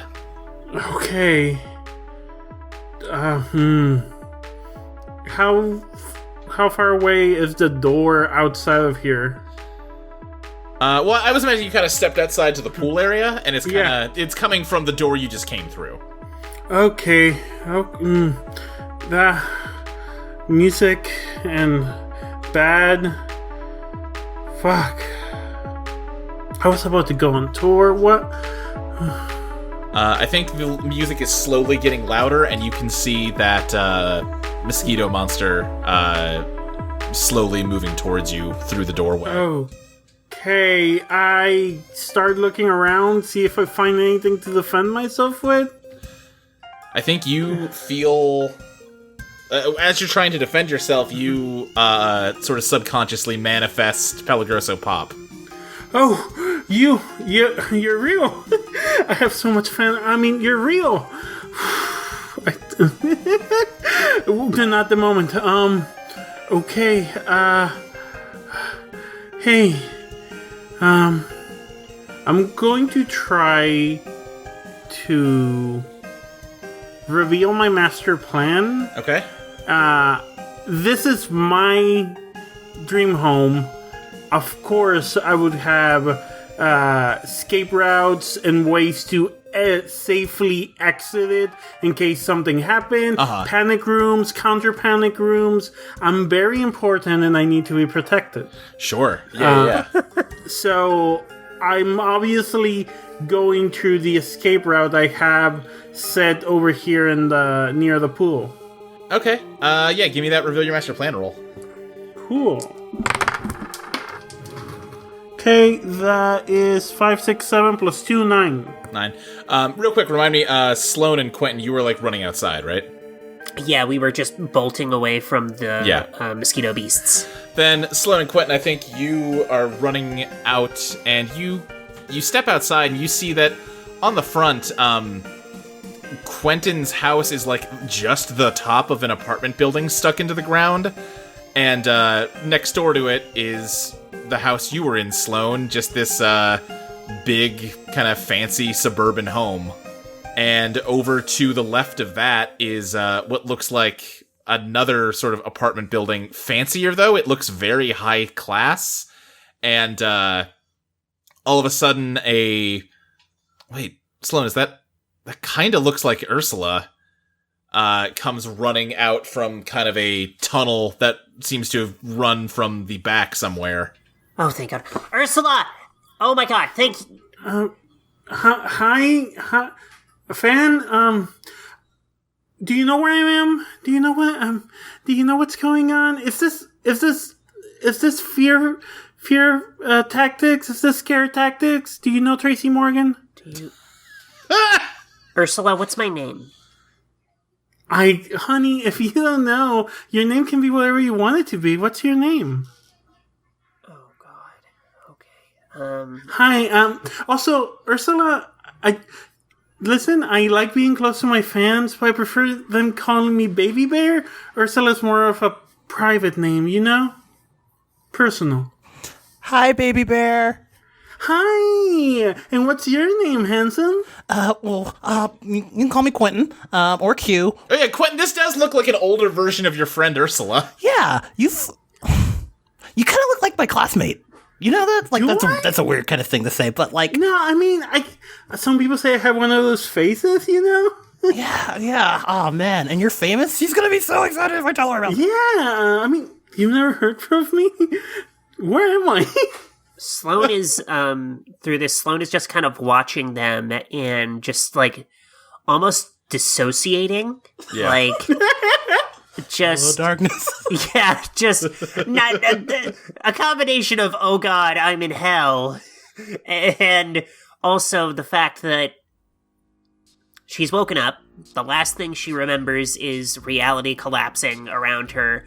She's in a body that is her but not her, hurts all the time, and now the first two people she meets are the only friends she's really ever made, except they don't remember her. So Yeah. she's having a real rough time. Yeah, and Sloane, as you kind of look off, you see that your houses are arranged on like a circular street, almost like a really big roundabout. And in the middle of it is a big fancy fountain with a large wooden sign that just says, "Welcome humans to the neighborhood."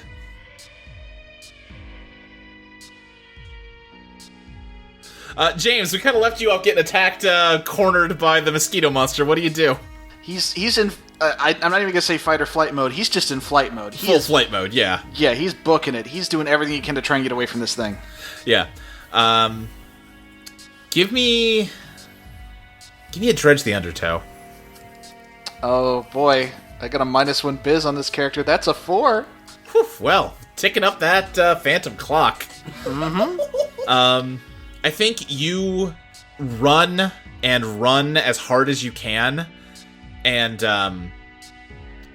all of a sudden you feel like you are in a seated position, but you keep running and it just kind of eat shit and fall face first on the floor. And you turn around and you are no longer outside. You're in this very ostentatious, kind of austere apartment. There's lots of leather and rich dark wood everywhere. But you don't have much time to take that in because all of a sudden that chair you sort of jumped out of and fell down in front of is occupied by that monster. Ah! Yeah, he's gonna keep trying to run. I think as you try to get up and scramble, it's just gonna grab you by the shoulders. Hey, you're really making me look bad here. We're supposed to kill you without letting you wake up. No, let me go. Let me go. He's gonna try and kick at it with his other leg.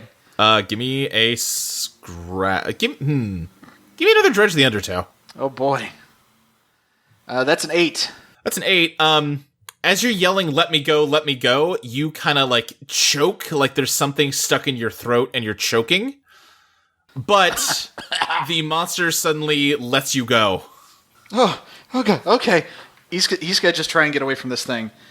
And I guess go out the door? There's a door out, right? Yeah, there's a door out. All the rest of you see another guy come out of his door. Giant mosquitoes? Yes! Okay, come over here. What's happening? No idea, but... Who are you people? Hi, I'm Baby Bear. Are you James Studebaker? Oh, you know him? How do you know my name? Pleasure to meet you, Mr. Studebaker. Quentin puts his hand in a good handshake, because that's what you do when you meet a successful adult. Mm-hmm. Handshake. Oh, thanks, kid. I think I never got to give the, what James is wearing spiel. He's wearing, full business suit. Yeah. Yeah. Well, now it's kind of fucked up, but yeah. Right. He shakes Quentin's hand.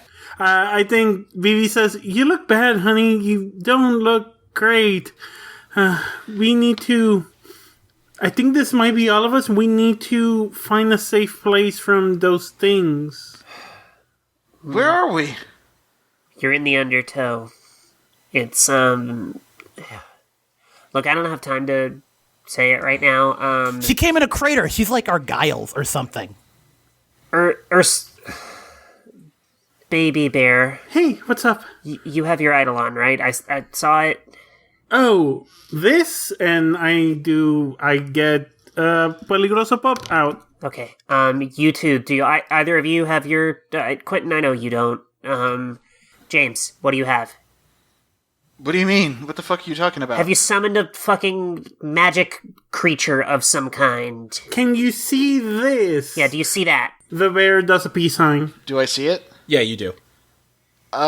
Yeah, I see whatever the fuck that is. Great, then you had yours, you just don't know it yet, we'll figure that out.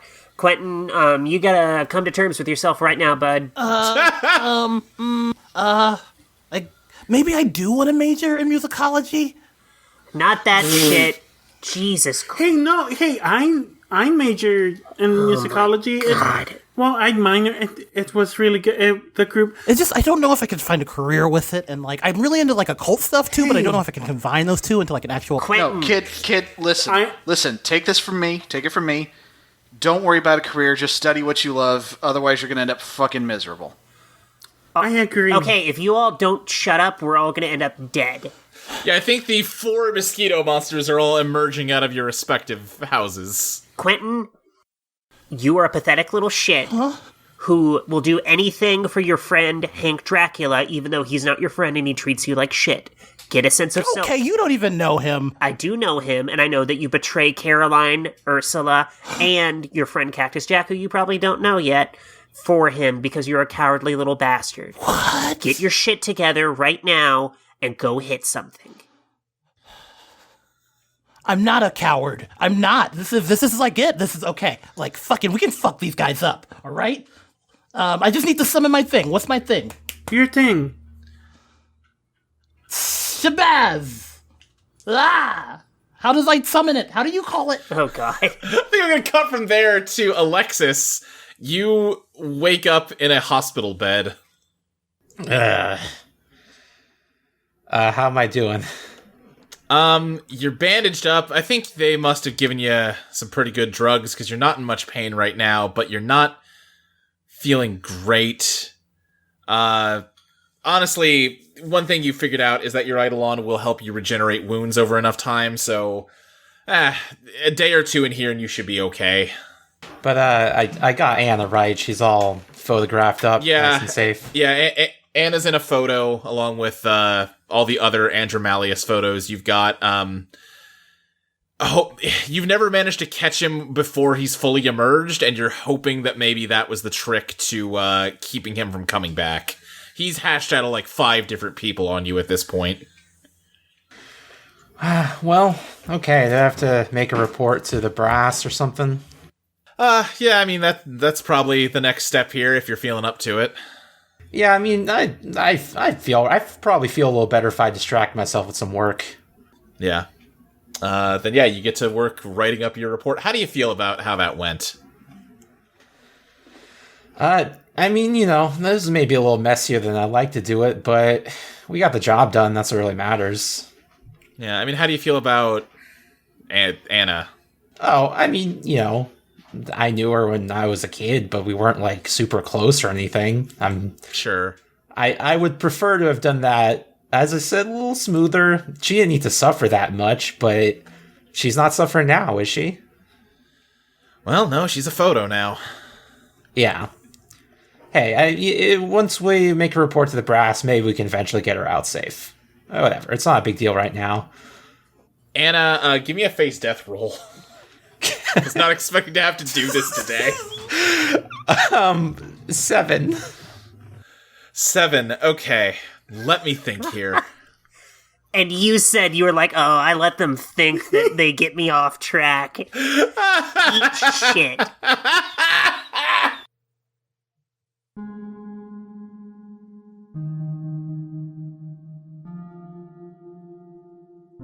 Anna, things moved so quickly in that moment, and now it just seems like you are frozen in that moment, being turned to film by Alexis, and also having something inside of you that wants out. How do you feel? Terrified. Yeah. I betrayed. Lied to. It seems like, first of all, everything that I thought was real was actually fake.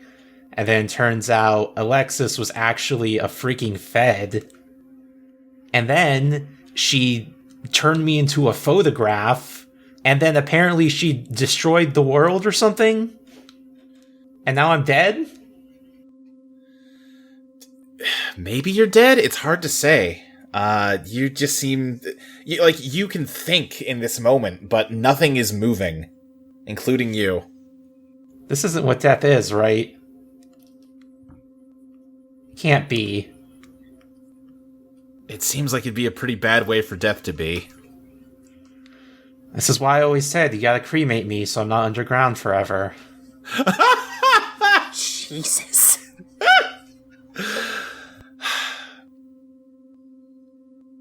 Anna, you still feel like something is going to burst out of you, but you feel like maybe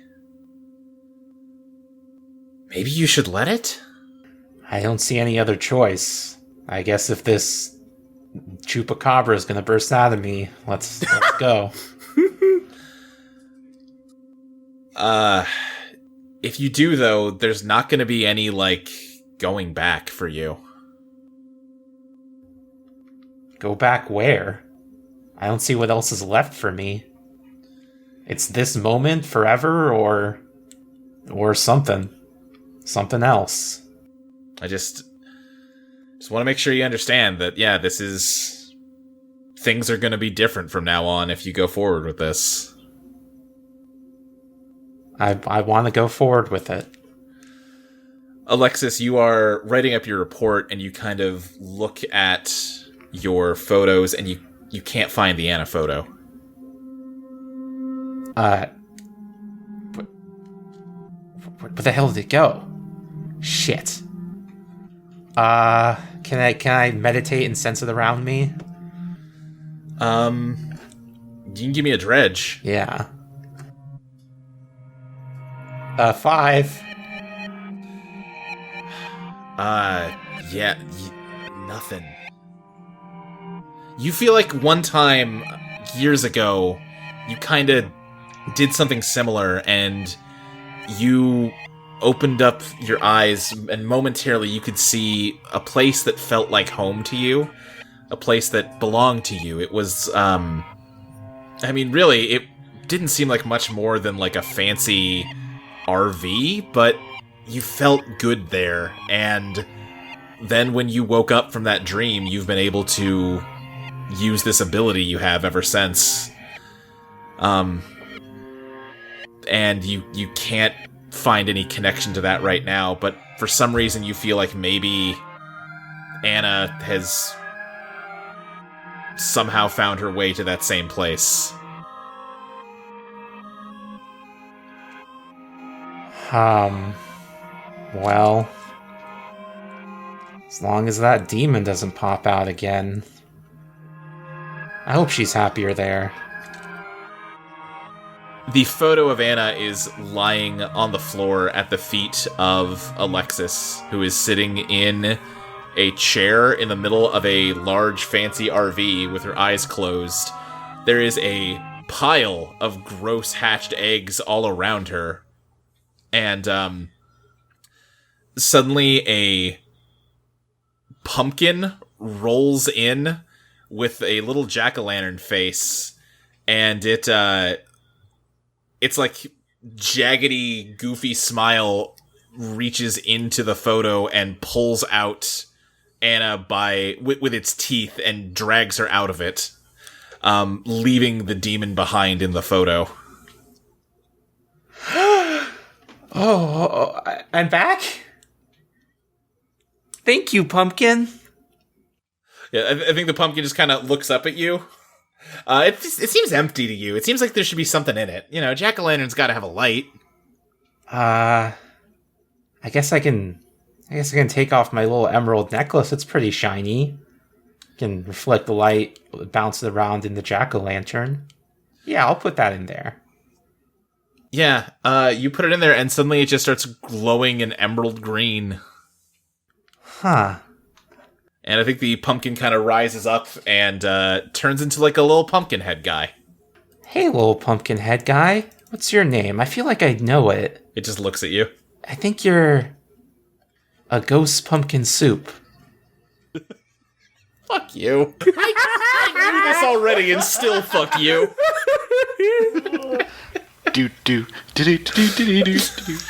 Yeah. But yeah, Anna, you're in some kind of RV, and Alexis is here, but she seems like she's asleep or something. Hey, Alexis. Doesn't respond. Uh-huh. This RV's pretty nice. I wonder what happened to the one I sold her. Man, I'm hungry. What's in the fridge? Yeah, it's stocked. It's fully loaded. Man, I wish I had some of that pineapple pizza. I guess I'm just gonna make some dinner. Dinner Great. for two whenever Alexis wakes up. Fantastic.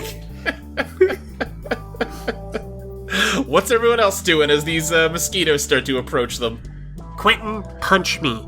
Punch you? Punch me. I've never, punched anybody, but... Shut up and punch me right now. Do it. Don't think about it, just punch me. Ah! I punch her. Just so I'm clear, what's the intended effect of this? I'm hoping that him actually doing violence will awaken his Eidolon. Quentin, give me a dredge the undertow. Here we go. It is a 6 and a 1, which brings it down to a 6. Great! Oh, the Phantom Clock's already at 4.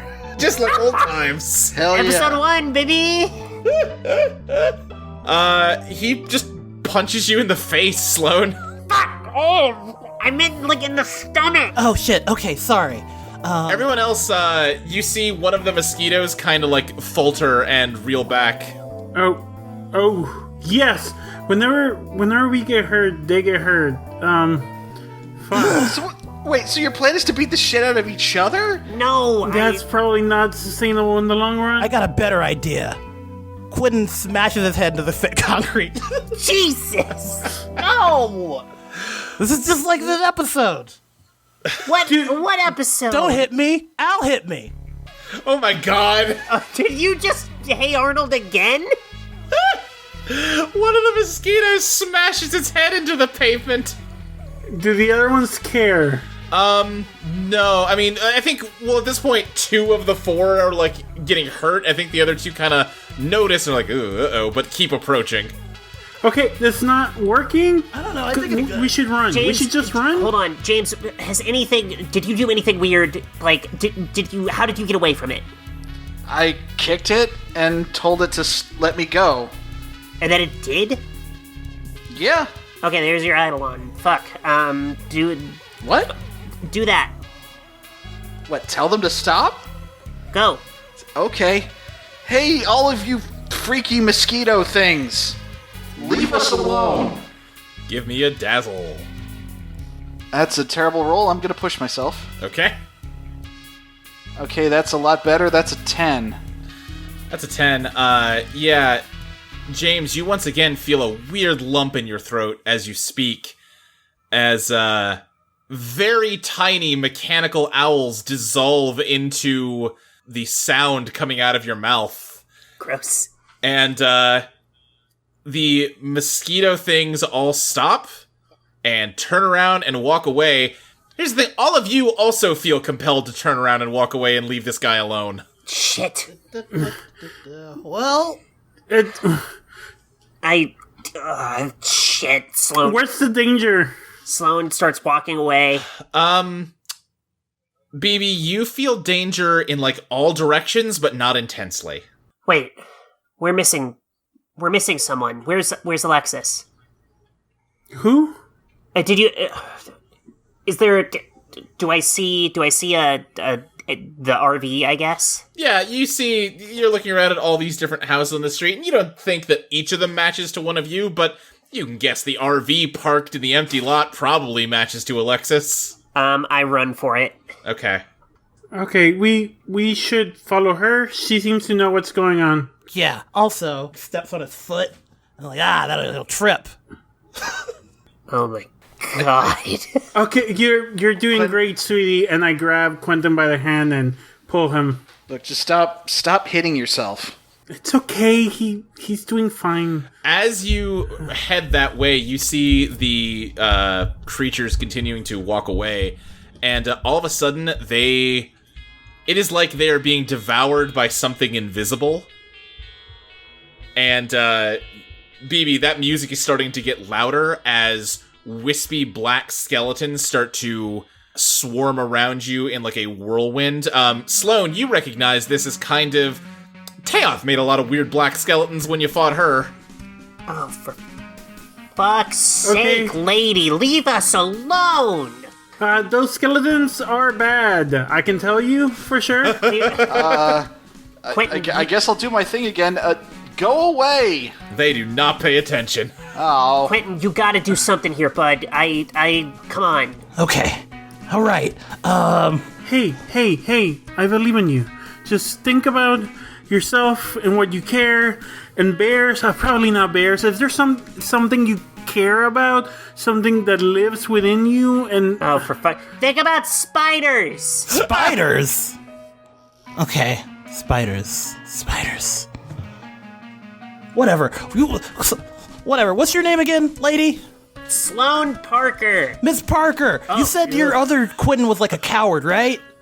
Yeah, mostly, yeah. So I should do something like really brave. Okay. Quentin just like runs at the skeletons and just like starts punching them. Oh. No, Quentin. Quentin, give me a scrap. You got this. 6 + 2 would be an 8. I want to re-roll that one. Yeah. That bumps it up to a 9. 9, great. Can I try to help? Oh yeah. Yeah, if you want to help. Yeah, how are you helping? Yeah, I want to be using brain radio to give like encouraging and reaffirming thoughts. Like you're doing great. You're doing amazing. Yeah, good punch. Yeah, you're doing amazing. I don't think you have a tie with Quentin yet, but give me that roll. Yeah. That is 9. Yeah, that pushes it up. Quentin, I think you just start punching at these skeletons, and as you do, you manifest. Well, you tell me what you manifest. Well, you know what a tarantula looks like? It's like that, but it's big. It's just a big old tarantula, a big old hairy spider. Okay, it's not like a spider guy. It's just a big spider. It's just a realistic spider. Okay, I was gonna say you were doing like a fancy like aura thing with all the spider arms, but no. Tell me how you fight with this big spider. It just fucking tackles them.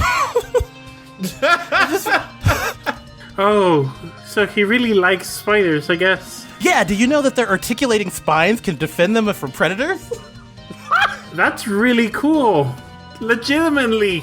Well, he's saying that while he's fighting, and like the spider is just bashing into these. It's like, yeah, no, they got like 7 different types, and like they get stuck on the skin of other skeletons. And James, is these fun spider facts doing anything to alleviate the stress of this situation for you? No, not really. Quentin, clear a path to the RV over there. Go. Can do, Miss Parker. Oh, God, you have to stop doing that. Yeah, I guess Quentin's gonna hop on his spider. Great. Hell yeah. I love this. Yeah. No, this is great. You're doing great. Yeah, I guess for the advantage you're gonna want is like create an opportunity. Yeah. Yeah, I think you managed to blaze a trail here through the skeletons to the RV. Are you just bursting in through the door, or what are you doing? Yeah, just a full-on, just like spider leap, bam! Yeah, you just burst the door down. Anna, what? You're eating when a giant spider ridden by a man comes in. Hello, I'm Quentin. Hi, everyone. You want some, lentil soup? Close the door. Close the door. Close the door. Everyone in? There's spooky, scary skeletons out there. How's the music, Luke? Did it stop? I think as you close the door, yeah, it's like you're hearing music from the other side of a door. Okay, we're safe in here. We're safe in here. Thank you so much. Who the fuck are you? I'm Anna Borba. Hey, be nice. Hi, Anna. Nice to meet you. I'm BB or Baby Bear. Yeah, I will take you up on the offer. What did you make? Oh, just some lentil soup, mac and cheese, fried tempeh. Oh, ooh. This sounds really good. Yeah. Baby Bear just starts serving herself and sits and starts eating. Hey, who's that in the chair? Oh my God, Alexis.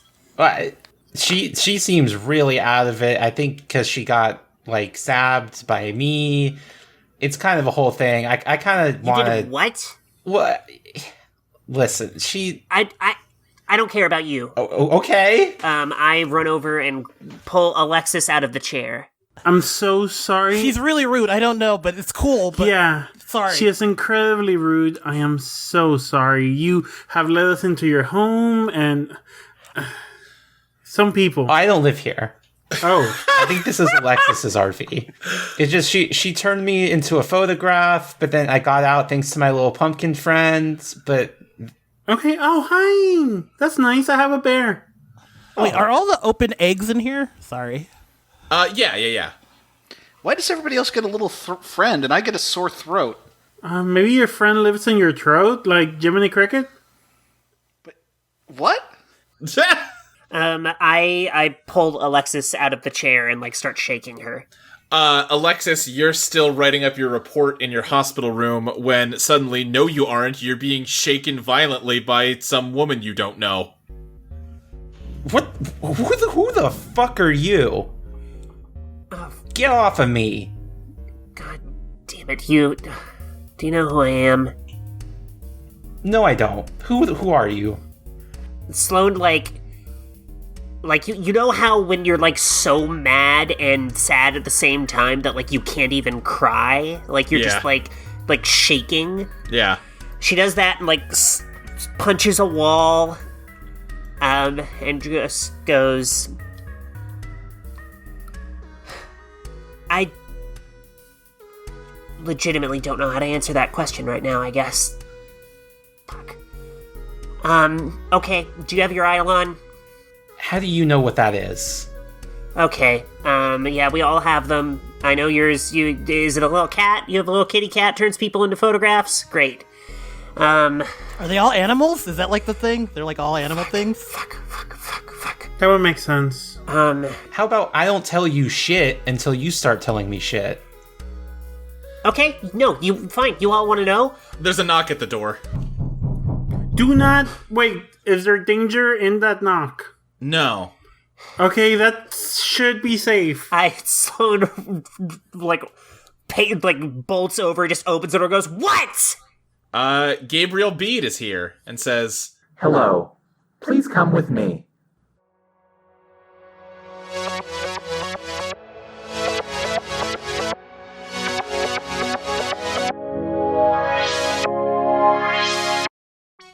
Eidolon Pop is produced by Audio Entropy. You can find us at audioentropy.com as well as patreon.com/EidolonPlaytest. You can follow us on Twitter at EidolonPlaytest. You can follow Crystal at Arcane Crystal, Zoe at Blankzilla, Fabby at Fabby_Garza, Mike at Mike Loves Rabbit, Ty at Sirius Tyberius, and me, Luke, at SSJ Speed Racer. Eidolon Pop will be back in 2 weeks on May 3rd for Patreon subscribers and May 10th for everyone else. See you then!